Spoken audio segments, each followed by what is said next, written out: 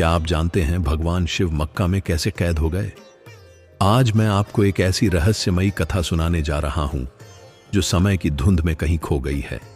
एक ऐसा गूढ़ रहस्य जिसे जानने के बाद आपकी आत्मा तक सिहर उठेगी और आंखें श्रद्धा से भर जाएंगी। यह कथा है स्वयं महाकाल महेश्वर की, उस शिव की जो आज भी मक्का की पवित्र भूमि में विराजमान है, परंतु कैद हैं। यह कोई सामान्य कथा नहीं, बल्कि हमारी सनातन विरासत का एक ऐसा पन्ना है जिसे समय ने छिपा लिया, पर आज हम उसे आपके समक्ष उजागर करेंगे। नमस्कार प्यारे दर्शकों, एक बार फिर से स्वागत करता हूं आप सभी का आपके अपने चैनल। आज हम आपके लिए लेकर आए हैं एक अत्यंत रहस्यमयी और प्रेरणादायक कथा। एक ऐसी कहानी जो न केवल आपके ज्ञान को विस्तार देगी, बल्कि आपके हृदय को भी छू जाएगी। लेकिन कथा शुरू करने से पहले एक छोटा सा निवेदन है। शास्त्रों में कहा गया है कि अधूरी छोड़ी गई कथा दुख और पाप का कारण बनती है, अतः कृपया इसे अंत तक अवश्य सुनें। और यदि आप भी अपनी मां से सच्चा प्रेम करते हैं तो इस वीडियो को लाइक करें, हमारे चैनल को सब्सक्राइब करें और कमेंट बॉक्स में मां लिखकर अपना प्रेम प्रकट करें। तो आइए आरंभ करते हैं आज की रहस्य और भक्ति से परिपूर्ण कथा। बात उन दिनों की है जब यह धरती आज जैसी नहीं थी। त्रेता युग की स्वर्णिम धूप जब संपूर्ण संसार पर धर्म का प्रकाश फैला रही थी। उस समय पूरी पृथ्वी एक ही संस्कृति से जुड़ी थी, एक जैसी भावना, एक जैसी आस्था। और अरब की भूमि उस समय मरुस्थल नहीं, बल्कि एक सुंदर हरी भरी भूमि थी। वहां हरियाली थी, नदियां बहती थीं और जीवन में शांति और अध्यात्म की प्रधानता थी। इस शांत भूमि के हृदय में एक दिव्य मंदिर स्थित था, मक्केश्वर महादेव का मंदिर। हाँ, वही मक्का जहां आज लाखों श्रद्धालु तीर्थ करने जाते हैं। लेकिन बहुत कम लोग जानते हैं कि इस स्थान का प्राचीन और वास्तविक नाम मक्केश्वर था। यह नाम संस्कृत से आया है, मोक्ष और ईश्वर का मिलन, अर्थात मोक्ष देने वाले भगवान। इस पवित्र भूमि को स्वयं भगवान शिव ने चुना था। जब सृष्टि की रचना प्रारंभ हो रही थी, तब उन्होंने इस स्थान को तपस्थली बनाया और एक दिव्य शिवलिंग की स्थापना की। यह कोई सामान्य शिवलिंग नहीं था, यह स्वयंभू था, प्रकट हुआ था। उस शिवलिंग की आभा अवर्णनीय थी। वह श्वेत संगमरमर जैसा प्रतीत होता, लेकिन उसमें से प्रकाश निकलता था, एक दिव्य चंद्रमा सा उज्जवल प्रकाश। रात्रि में जब पूरा नगर सोया होता, तब भी वह शिवलिंग अपनी दिव्यता से पूरे क्षेत्र को प्रकाशित कर देता था। और जब भोर होती, सूर्य की पहली किरण उस शिवलिंग पर पड़ती तो ऐसा लगता मानो स्वयं महाकाल अपने तेज से ब्रह्मांड को आशीर्वाद दे रहे हों। यह दृश्य इतना मनोहारी होता कि जन जन का हृदय पुलकित हो उठता। मक्केश्वर महादेव मंदिर की कीर्ति तीनों लोकों में गूंजती थी। देवता, गंधर्व, किन्नर सभी इस स्थान पर दर्शन हेतु आते थे। यह केवल मनुष्यों का तीर्थ नहीं था, बल्कि देवताओं की आराधना स्थली थी। इंद्रदेव तक जब कोई महत्वपूर्ण निर्णय लेते तो पहले मक्केश्वर महादेव के समक्ष आकर प्रार्थना करते थे। ब्रह्मा जी भी जब सृष्टि की रचना में किसी संशय में पड़ते तो वे सीधे मक्केश्वर महादेव की शरण में आते, महाकाल के चरणों में बैठकर समाधान पाते। और माता पार्वती, आह, कैसे भूल सकता हूं वह दिव्य दृश्य। हर पूर्णिमा की रात्रि में आदि शक्ति स्वयं वहां आती थी। उनके चरणों की मधुर ध्वनि जब मंदिर परिसर में गूंजती तो पूरा मक्केश्वर नगर जैसे संगीत में डूब जाता। वे चांदी जैसे उजले वस्त्र पहनती, माथे पर चंदन का तिलक, हाथों में रुद्राक्ष की माला लिए। माता पार्वती शिव जी की शांत परिक्रमा करती और पूरा मंदिर दिव्यता से भर उठता। वो दृश्य किसी स्वप्न जैसा प्रतीत होता था। उस समय अरब की भूमि केवल रेगिस्तान नहीं थी, वो शिव भक्तों की भूमि थी। वहां के लोग शिव को पूजते थे और उनकी भाषा में भी संस्कृत की मिठास घुली हुई थी। वे शिव को अल्लाह कहते थे, जो संस्कृत के अलख शब्द से बना था। अलख निरंजन यानी जो दिखाई ना दे लेकिन सर्वत्र विद्यमान हो। वे दिन में 5 बार पूजा करते थे, सूर्योदय पर, दोपहर में, सूर्यास्त के समय, रात में और फिर आधी रात को। यही परंपरा आज भी कहीं न कहीं किसी और रूप में जीवित है। वहां की स्त्रियां माथे पर तिलक लगाती, गले में रुद्राक्ष पहनती, पुरुष जटा रखते, भस्म लगाते और हर दिन मक्केश्वर महादेव के दर्शन करते। क्या सुंदर युग था वो। धर्म, अर्थ, काम और मोक्ष चारों पुरुषार्थ संतुलन में थे। कहीं कोई वैमनस्य नहीं, कोई हिंसा नहीं, सब एक दूसरे के सुख में सुखी होते थे। सभी एक ही परमात्मा की संतान समझते थे खुद को। लेकिन समय का पहिया तो सदैव घूमता है। त्रेता के बाद द्वापर और फिर धीरे धीरे कलयुग का आगमन हुआ। जैसे जैसे धर्म का प्रकाश मध्यम पड़ा, वैसे वैसे अज्ञान का अंधेरा गहराता गया। मक्केश्वर नगर भी इस बदलाव से अछूता नहीं रहा। लोग बाहरी दिखावे में फंस गए। भक्ति की जगह क्रियाएं रह गईं। प्रेम की जगह परंपरा ने ले ली। भावनाएं शुष्क होने लगी। और फिर आई वो भयावह रात, कलियुग की सबसे काली अमावस्या, जिस रात एक षड्यंत्र रचा गया। कुछ स्वार्थी, अज्ञानी और शक्ति लोलुप लोगों के मन में एक विकृत विचार जन्मा। उन्होंने सोचा, अगर हम इस शिवलिंग को छिपा दें तो इसकी सारी दिव्यता सिर्फ हमारी हो जाएगी। ओह, मानव की यह मूर्खता अनगिनत बार इतिहास में दोहराई गई है। क्या वे नहीं जानते थे शिव को कैद नहीं किया जा सकता? महाकाल तो अनंत हैं, सर्वव्यापी हैं, जिन्हें कोई सीमा, कोई दीवार बांध नहीं सकती। लेकिन अज्ञान हमेशा सत्य के सम्मुख अंधा होता है। अब सुनिए उस भयावह रात्रि की सच्ची कथा, जिसे सुनकर आज भी रूह कांप उठती है। वह अमावस्या की रात थी। आकाश में तारे मानो डर के मारे छुप गए थे। हवा तक अपनी गति रोक चुकी थी। संपूर्ण प्रकृति जैसे स्तब्ध हो गई थी। मक्केश्वर मंदिर में शिवलिंग अपनी दिव्य आभा से जगमगा रहा था।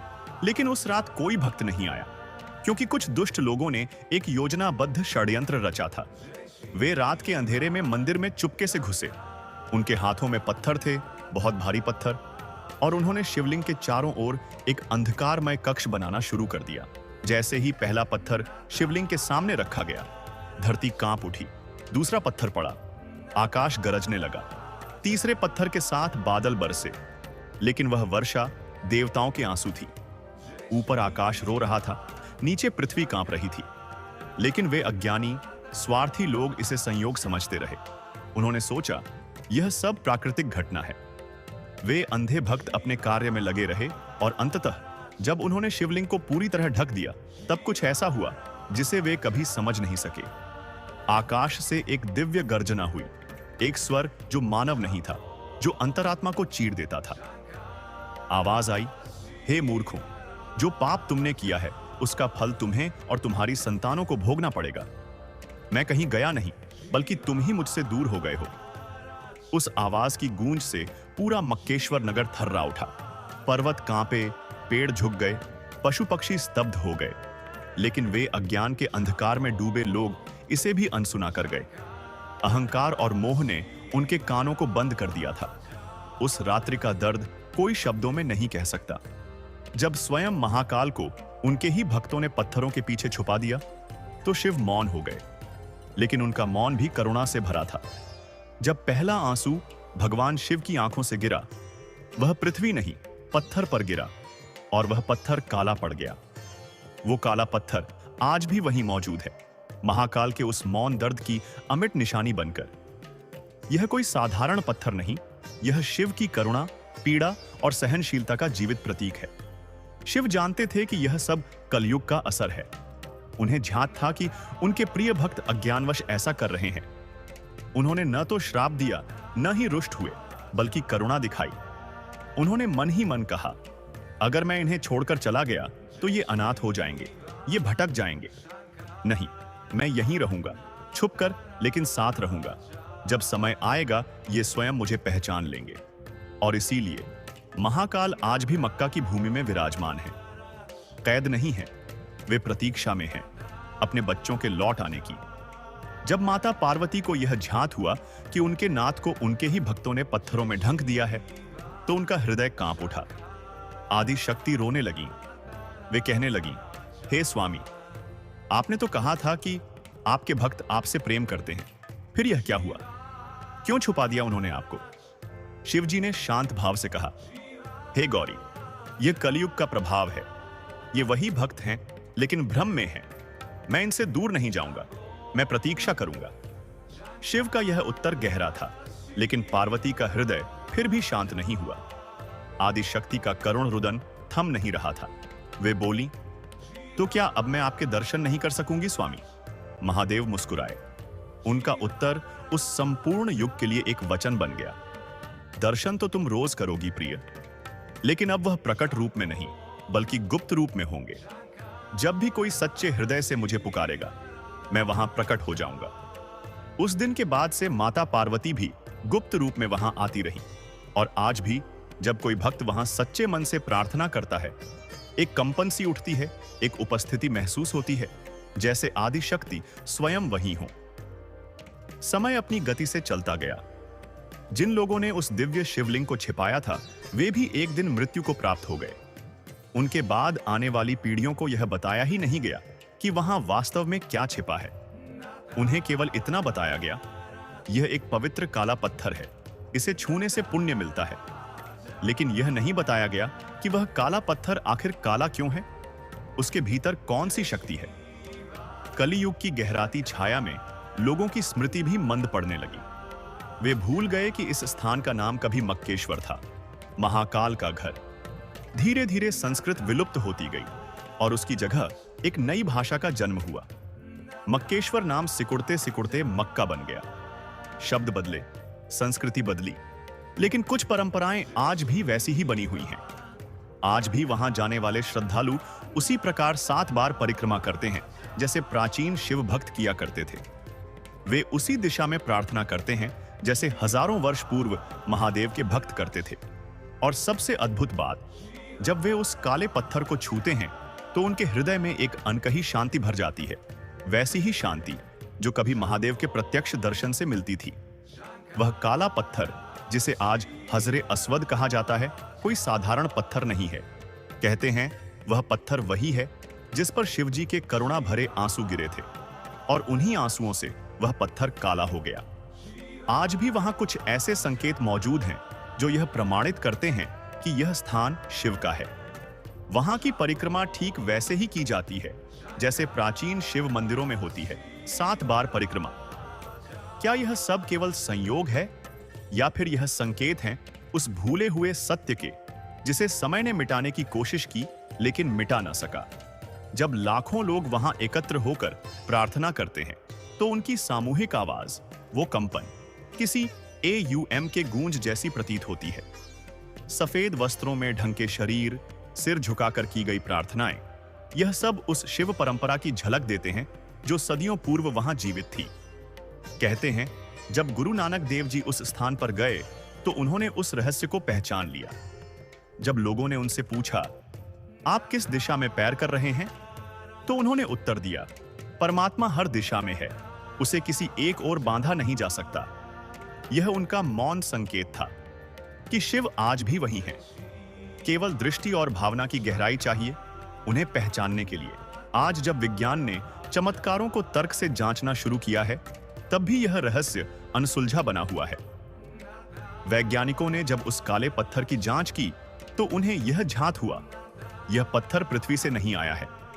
इसमें ऐसे तत्व पाए गए जो इस धरती पर सामान्य रूप से नहीं मिलते। यह कोई उल्कापिंड नहीं, यह दिव्य सत्ता का चिन्ह है। शिव के आंसुओं से बना वह पत्थर आज भी शिव की उपस्थिति और करुणा का प्रतीक है। शास्त्रों में कहा गया है कि जब सत्य का समय आएगा तब हर पर्दा हटेगा। कलयुग अपने अंतिम चरण में होगा और तभी भगवान शिव पुनः प्रकट होंगे। उस दिन जो सत्य हजारों वर्षों से छिपा हुआ है वह स्वयं को प्रकट करेगा। मक्का की भूमि, जहां आज लाखों श्रद्धालु इबादत करते हैं, वहां छिपा हुआ मक्केश्वर महादेव का शिवलिंग पुनः संसार के सामने आएगा। यह जानकर लोग चौंकेंगे नहीं, बल्कि भाव विभोर होकर समझेंगे कि वे सभी एक ही परम सत्ता की आराधना कर रहे थे। अलग अलग नाम, अलग अलग पूजा पद्धतियां थीं, लेकिन ईश्वर तो एक ही था। उस दिन कोई किसी से धर्म के नाम पर नहीं लड़ेगा, बल्कि प्रेम से गले मिलेगा। तब न कोई हिंदू होगा, न मुसलमान, न ईसाई, न सिख, सब केवल एक ईश्वर के भक्त होंगे। उस दिन जब यह उद्घाटन होगा कि शिव वहां सदा से थे, तो दुनिया भर में शांति की लहर दौड़ जाएगी। धरती पर वह स्वर्गीय भाव आएगा जहां हर आत्मा एकता, प्रेम और करुणा से भर जाएगी। यह वही समय होगा जब धर्म को हथियार नहीं, बल्कि जोड़ने वाला सेतु माना जाएगा। भगवान शिव वहां आज भी मौन होकर खड़े हैं और सबको प्रेम पूर्वक देख रहे हैं। वे कह रहे हैं, मैं तो तुम्हारे ही लिए यहां हूं।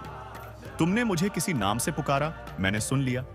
तुमने मुझे अलग अलग मंदिरों, मस्जिदों, गिरजाघरों में खोजा, मैं वहां भी मिल गया। मैं कभी तुमसे नाराज नहीं हुआ, क्योंकि मैं जानता हूं यह भ्रम तुम्हारे युग का हिस्सा था। लेकिन अब समय है कि तुम सत्य को देखो। अब समय है कि प्रेम और एकता के मार्ग पर लौटो। शिव कोई धर्म विशेष के नहीं हैं, वे पूरे ब्रह्मांड के हैं। जो लोग आज भी शिव की भक्ति करते हैं, उनके लिए यह कहानी एक दर्पण है जो दिखाती है कि भगवान किसी एक स्थान या जाति तक सीमित नहीं हैं। वे सर्वत्र व्याप्त हैं, चाहे आप उन्हें केदारनाथ में खोजें या मक्का में। उनका अस्तित्व अटूट है। उनकी शक्ति सीमाओं से परे है और उनका हृदय इतना विशाल है कि वे सबको समेट लेते हैं, भक्त हो या भटके हुए। अगर वे चाहते तो क्रोधित होकर सृष्टि का संतुलन बिगाड़ सकते थे, परंतु शिव ने प्रेम को चुना, क्षमा को चुना। उन्होंने कलयुग की भूलों को समझा, परंतु दंड नहीं दिया। वे आज भी प्रेम से प्रतीक्षा कर रहे हैं कि कब उनके बच्चे जागें और उन्हें पहचानें। जब वह समय आएगा, जब पूरी दुनिया मक्केश्वर को स्वीकारेगी, तब कोई भी अपने को दूसरों से अलग नहीं मानेगा। सभी समझेंगे कि धर्म कभी बांटने का नाम नहीं था, वह तो जोड़ने का माध्यम था। उस पावन घड़ी में माता पार्वती भी प्रकट होंगी। जब वे देखेंगी कि उनके प्रिय शिव अब खुलकर पूजे जा रहे हैं, तब उनकी आंखों से आनंद के अश्रु बहेंगे। वे प्रेम और उल्लास में भरकर नृत्य करेंगी और उस स्थान को फिर से स्वर्ग बना देंगी। देवता, आर्षि, गंधर्व सभी वहां एकत्र होकर उत्सव मनाएंगे। वातावरण में घंटियों की मधुर ध्वनि गूंजेगी, पुष्पों की वर्षा होगी और प्रेम की महक हर दिशा में फैल जाएगी। लेकिन उस दिव्य दिन की प्रतीक्षा करने की आवश्यकता नहीं है। भगवान शिव आज भी हमारे साथ हैं। वे हमारे हर नाम, हर प्रार्थना, हर भाव को सुनते हैं। जो आंखें खुले मन से देखेंगी, वे उन्हें हर दिशा में पाएंगी। इसलिए आज से ही उनके प्रेम में डूब जाइए, भक्ति में लीन हो जाइए और इस धरती को एक बार फिर स्वर्ग बना दीजिए। शिव केवल मंदिरों में नहीं, वे हर हृदय में हैं। बस हमें उन्हें पहचानने की देर है। यह मत सोचिए कि भगवान शिव केवल किसी मंदिर में या किसी विशेष स्थान पर रहते हैं। जब भी आप उन्हें सच्चे मन से पुकारते हैं, वे आपके भीतर, आपके अंतर्मन में प्रकट हो जाते हैं। जब आप किसी दुखी की सहायता करते हैं, किसी भूखे को भोजन देते हैं या किसी को प्रेम से गले लगाते हैं, तब भी महादेव आपके कर्मों में दिखाई देते हैं। मक्का हो या काशी, केदारनाथ हो या कैलाश पर्वत, वे हर जगह हैं। उन्हें केवल स्थान की नहीं, भाव की आवश्यकता है। वे इंतजार कर रहे हैं आपकी एक सच्ची पुकार का। आपने इस कथा को सुना, क्या आपके मन में भी एक गहराई सी नहीं बनी? क्या आपकी आंखें नम नहीं हुई?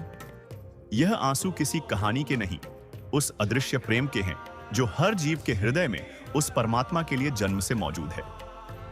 कोई उसे अल्लाह कहता है, कोई ईश्वर, कोई महादेव, लेकिन वह एक ही है। वह आपसे प्रेम करता है और यही कहता है, हे मेरे बच्चे, मैं हमेशा तुम्हारे साथ हूं। मुझसे प्रेम करो, लेकिन सबसे पहले एक दूसरे से प्रेम करो।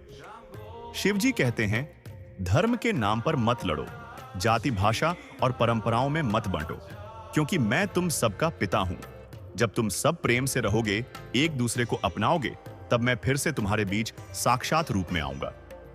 यह सिर्फ एक कल्पना नहीं, बल्कि एक दिव्य सच्चाई है। मक्केश्वर महादेव आज भी वहां मौजूद हैं, छिपे नहीं हैं, बस अपने बच्चों की आंखें खुलने का इंतजार कर रहे हैं। जब भी आप जीवन की कठिनाइयों से घिर जाएं, जब भी आपको लगे कि अब रास्ता नहीं बचा, बस एक बार ओम नमः शिवाय कहकर उन्हें पुकारिए।